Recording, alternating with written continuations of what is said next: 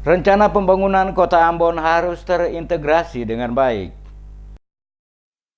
Wali Kota Ambon Rizat Lohena Pesi resmi membuka musyawarah perencanaan pembangunan Musrembang Rancangan Rencana Kerja Pemerintah Daerah RKPD tahun 2018 Rabu 21 Maret. Dalam sambutannya Lohena Pesi menyatakan Musrembang Rancangan RKPD tahun 2019 harus diselaraskan dan terintegrasi dengan baik sejalan dengan program prioritas Wali Kota dan Wakil Wali Kota terpilih periode 2017-2022.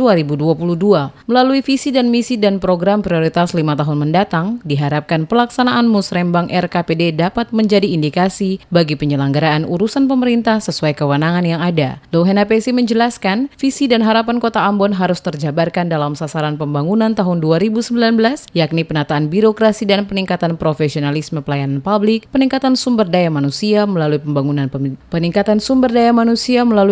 pendidikan, kesehatan, sosial dan budaya, pemantapan ketentraman dan ketertiban masyarakat secara berkelanjutan. Pembangunan infrastruktur dalam upaya menata dan membenahi kota, kata Lohena Pesi harus sesuai fungsi dan peruntukan, demikian juga penataan dan peningkatan lingkungan lestari berbasis partisipatif dan kolaboratif, serta peningkatan perekonomian daerah yang berbasis pada ekonomi kreatif dan potensi daerah perlu dirancangkan dengan baik, terutama menyambut tahun kunjungan wisata Kota Ambon 2020 mendatang. Selain peningkatan kualitas dan kuantitas, paradigma pembangunan terkini menurut Lohena Pesi harus berpusat pada usaha untuk meningkatkan kualitas manusia. Kualitas manusia dimaksud didefinisikan dalam 3 dimensi pokok, yaitu pendidikan, kesehatan, dan daya beli, yang kemudian dikenal secara populer dengan istilah Indeks Pembangunan Manusia atau Human Development Index atau disingkat IPM.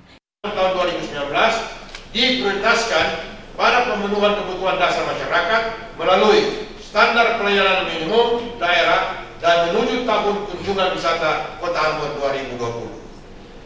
Pemenuhan standar pelayanan minimum daerah dilakukan melalui, saya rasa ini yang terukur nanti. Yang pertama, pendidikan untuk semua. Yang kedua, kesehatan yang berkelanjutan. Yang ketiga, pekerjaan umum dan penataan ruang yang berkualitas. Keempat, perumahan dan kawasan pemukiman yang layak. Kelima, ketentraman, ketertiban umum dan perlindungan masyarakat yang berkelanjutan. Serta keenam, kesejahteraan sosial yang berkelanjutan.